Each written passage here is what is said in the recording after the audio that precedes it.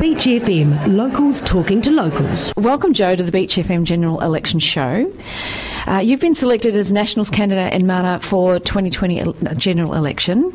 In this program, we like to learn about the candidate's upbringing, so let's start at the beginning if we can. And I understand you were born in Eketahuna and from a farming background. Is that correct? Yep. Yep, that's exactly correct. And came from Scottish and Māori descent? Yes, correct. So tell me a little bit more about what that was like for you growing up in the small, because you moved around a little bit from there. What was it like growing up in those small regional towns? So we moved once from Eketahuna. We went to a little place called Rangiwahia, which is in the northern part of the Manawatu. My father was a farm labourer, predominantly Pākehā community. There were 3 Māori families in that community. Goodness. But back in those days, we never really saw colour or, differences between races. Yep. In those communities. We were kind of all one. We didn't actually acknowledge, poverty. I think in today's society, our family would have been deemed to be poor.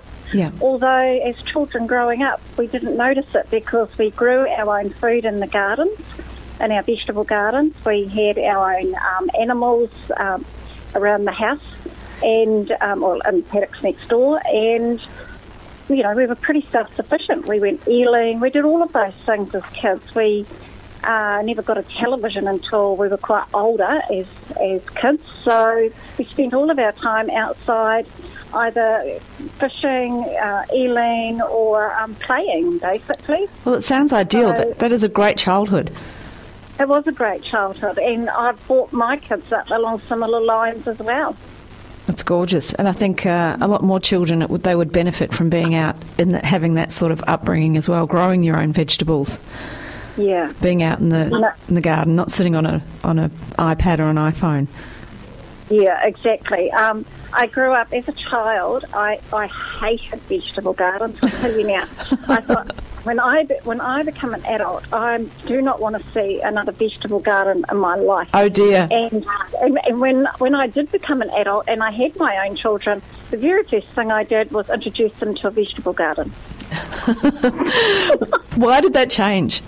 I guess it was out of necessity. We were never, rich or anything. Even when I got married, I was a solo mother, young, and kind of we just had to deal with what we had at the time. Yeah. And then I married, and we went, as I said, didn't have a lot of money, so all the resourcefulness that I was brought up with came to the fore. So we grew our own food, and I passed that on to my children, who have passed it on to their children. So the generations have carried on. Oh, gorgeous! You mentioned before that you were a single mother, and that was your age around about 22, on the domestic purposes benefit with little or no education qualifications. But then you managed to change that, and you graduated from Massey University in 1996 with a Bachelor of Science degree, no less, and you've been furthering your education since then. How did that... I mean, that is you obviously had to fight a little bit and had some sort of... something came from inside. How did that achievement shape you as a person, and did this fuel you to the desire to become a politician, or what happened there? Where was that change? Okay, so when my son was born, I remember looking at him in the maternity home thinking, I have nothing to give you.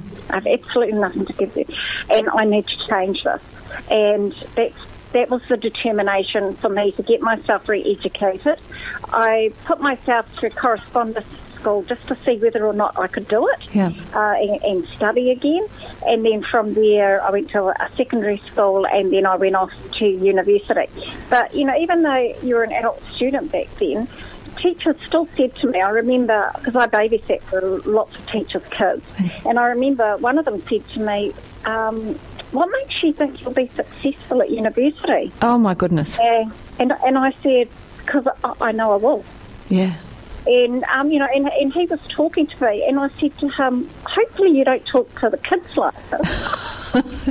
It's not very inspiring. You can talk like that to adults. And he just looked, he was quite shocked. Yeah. And he said, do you want to do psychology? And I said, well, if you did psychology, I'd rather do something else. Is that why well, fair enough too. It's not setting a great example. No. So why did I become a politician? As the years go by, you get married and all the rest of it. I didn't want to be a politician. Yeah. What I wanted to do was affect policy. Yeah. And I had hit the scale or the ceiling, I guess, of trying to influence policy, working CHBs, NGOs, doing a stint with the Ministry of Health, and realised, you didn't really make a difference. You just had to be given the stuff you were handed. Right. And I was the type of person that just didn't accept that. Yeah. And that's what sent me into politics.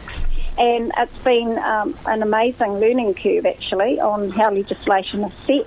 I bet. Who you need to convince and all of that stuff. It's not an easy job. Yeah. And I think that the hardest part about it is that your life is no longer your own. Yeah. And people think they own you, and they think they can use and abuse you. And I don't stand for any of that. And sometimes, even when I'm riding around in my labelled car or whatever it is, people will try and psych me out on the road, and I will think, don't do that to me. And I will strike back. And people say, oh, you're in a labelled car. And I said, I don't care. People can't do that to you. Yeah. It's unacceptable. We're all people. And I won't accept it. Yeah.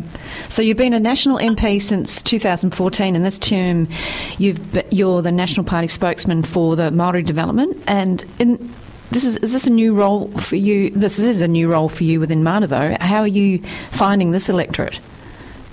It's interesting. So places that I thought, especially now during the campaign part, the places that I thought we would be pretty okay, especially around our hoardings, I've found that, there's just as much vandalism in the rich areas as what there are in the not-so-rich areas. And that's actually quite amazing. I was quite amazed at that. And I was amazed that it's not just mine, but it's almost random. Right. And even in Raumati, I mean, we've got people there, they poke your eyes out, they put stupid things on drawings on Judith's face, and they do all that kind of stuff. And for what? If you've got enough energy to do that, go get a job, I reckon. Yeah. Is that a problem there, do you think, in the area? Is there just not enough jobs for people keeping kids off streets or whoever's doing it? Well, I don't even know whether they're kids that are doing it, actually. Some of the stuff is you have to be pretty strong. My hoardings are built fairly strong. You just can't go and push them over. Yeah. My husband built those hoardings, and so he's a farmer. Okay. And so he's built farmer-type wooden frames, so they're very hard to knock over. But yeah, it's just really interesting, people's psyche around general elections. And I've noticed that every election that I've stood in is the psyche. People seem to go a little bit crazy. Yeah. And I think just leave the hoardings alone. Just listen to what the politicians have to say. Yeah. If you don't like what they have to say, then make your choice at the ballot box. Yeah. At any time there shouldn't be any of that sort of thing. Somebody, I think Tim said someone burnt down a fence with some hoarding on it. Yeah. That was someone's personal fence. It didn't belong to any party. So that's criminal. So yeah, everyone, if you're listening, just make your stance known by how you vote rather than graffiti.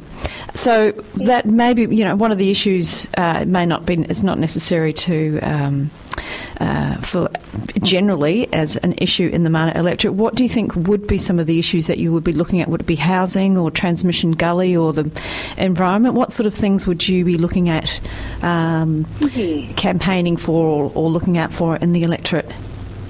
Okay, so it's an interesting electorate in that it has very poor pockets of the population. So we have, Porirua Porirua East, Cannons Creek area that struggle. They struggle for work, they struggle for income. Yeah. And then we have the more wealthier areas of Wispi and Aotea, Papakōwhai, all of those areas that have got an older population and they have some health issues, as do some of the issues in Cannons Creek, albeit it's for the younger people. Yeah. And then we move down over to the beach side where we have issues around coastal erosion. Yeah. They all suffer transport issues because of transmission gully, getting from one end of the electorate to Wellington and back again.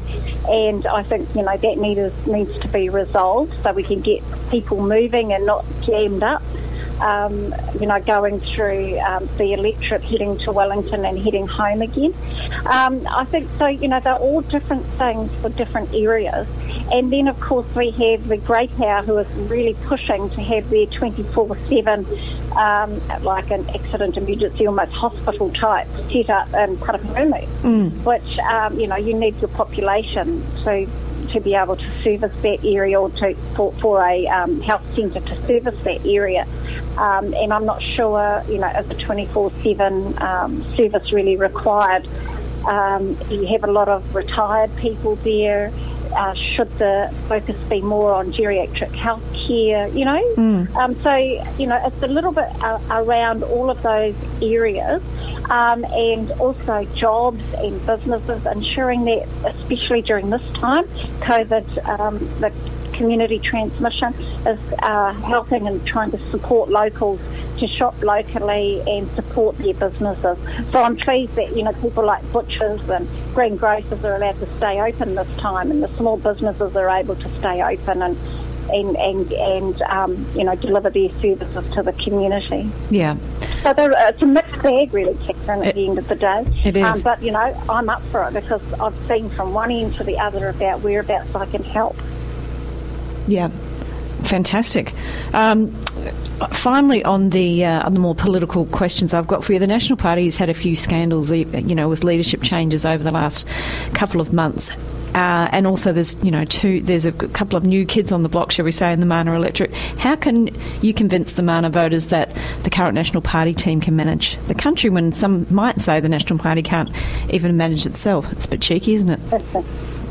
It is a little bit cheeky. I mean, political parties seem to go through this. I mean, Labor had their fair share of their ups and downs as well when it came to leadership. I think that where we've come to, and it is always where you land rather than the journey. The journey will help you to land there, but I think if you land in a good spot, then, you're more better for it. And we've learned a lot of lessons during that time. Yeah. So, where we've landed with Judith and Jerry, I think we've landed in a pretty good spot, actually. Okay. The two of them have been able to galvanise us. They've dealt to the issues that have come up and dealt to them swiftly and reset all the candidates and the MPs back on a track and concentrating on this election cycle and winning the election for 2020. Why can people why can't people see this? Well, we have a history. It doesn't matter about the ups and downs, but we always come out. We know how to run this economy. We're really fiscally focused on the pockets of New Zealanders and making sure that we're putting money and making sure money's staying in the pockets of all New Zealanders. And people will say, we're only about the rich people. No, we're not. We're about everybody because it's really important.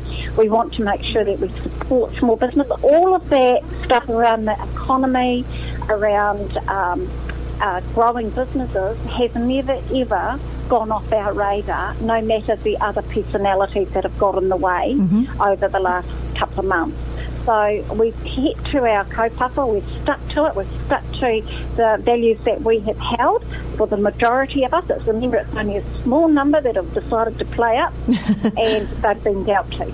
Okay. And, and it's the dealing to that actually counts. So I think that when people go to the ballot box, they can go, well, they're not wishy-washy, they're not lovey-dovey, they know they can't hug their way, we can't hug our way out of this whole situation. We've got to deal to stuff. Yeah, it's going to hurt. It's going to hurt a little, but we will get there. And National's got a history of being able to do that, turn our plummeting economy around and growing it. At the end of the day, when we lost the government benches in 2017, we left this country fiscally in a really good spot. Will we find it that way when we get back? I don't know. It doesn't look good. Okay, thank you for that. Now, finishing off, these questions have been a little bit tough on some of the newer candidates, but you've been around the block a few times. I'm sure you'll be fine with them. So are you ready? Yeah. Right. Would you rather eat sweet or savoury? Avery. Rather be hot or cold? Hot. Beach or forest?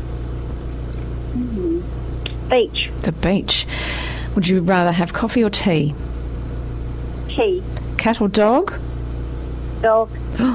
Classical or rock? Rock. Well, that's good for us because we played a lot of rock on Beach FM.